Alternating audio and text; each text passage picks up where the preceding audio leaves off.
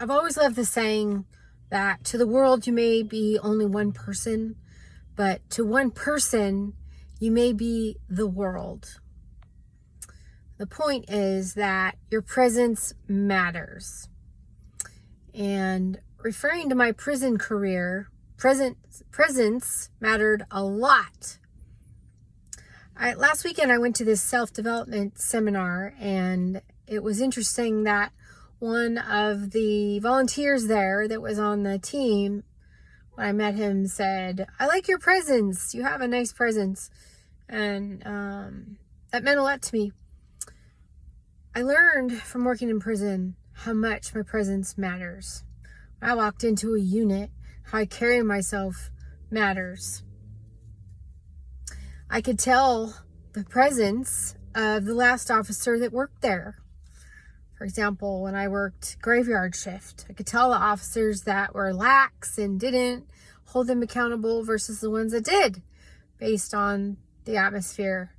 The presence of the officer really, really mattered. It made a difference on the behavior of the people that were incarcerated there. So I'm really not up to making this video today. It's Wednesday. A lot of things going through my head, a lot of negative stories going through my head. Every day is a trial for me. I literally hate life, and I'm negative the minute I wake up, which is so ungrateful. So I get that because I love God above and my source, our source, the source of all energy.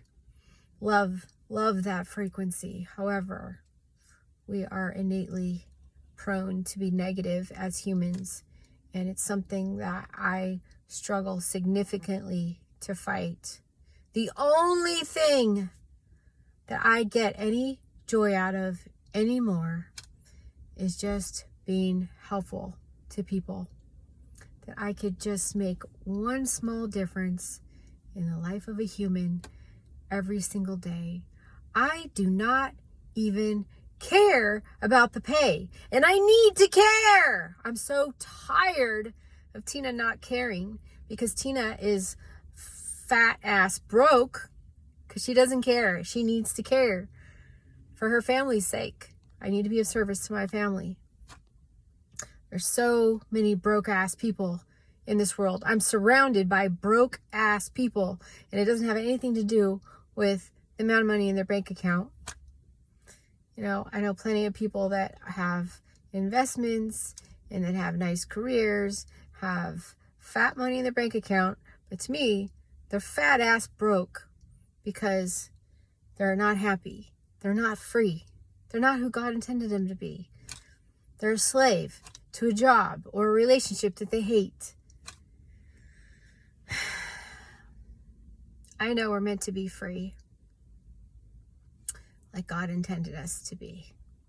God intended us to be happy, joyous, and free, and be grateful for every single opportunity, no matter how we see it. Every trial is happening for us, not to us.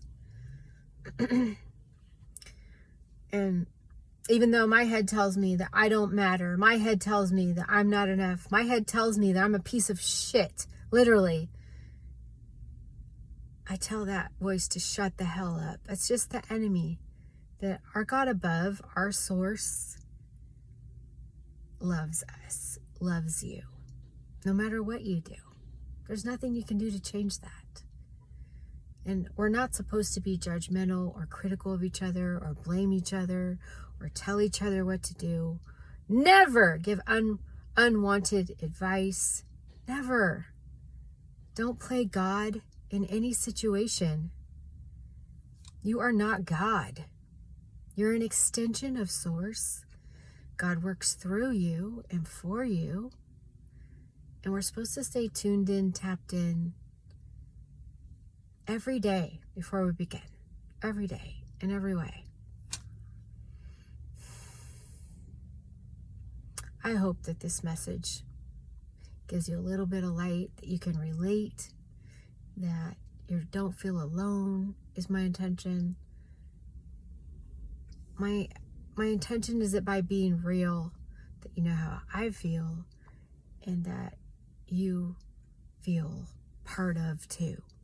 We are all one. There is no separateness. Once I learned there's no separateness, you can't be lonely because we are all together on this journey. We're all an extension of Source. We're to vibrate as one. If you criticize or judge anyone or anything, it's a part of you that you're doing that too. Nothing, absolutely nothing happens on this planet by mistake. So remember, everything you see is a reflection of what you need to be. If you see something that irritates you, it's something that needs to change in you. If you see something that's beautiful and you appreciate it, that means you're in a good space and that you appreciate where you're at. When we're spiritually fit, everything's lit. So, in spite of the stories I'm making up in my head today that I don't like, that haven't gone Tina's way, I feel so bad for that. Because that means I'm criticizing God's handiwork. I am grateful for this moment right now, right here, right now. Grateful I get to breathe, I get to live, I get to see the trees move, I get to feel the souls of other people, I get to hear them, experience them. I have a beautiful home, I have a family, a car, a roof over my head, food to eat. So, be grateful for the things God gives you. Love you guys.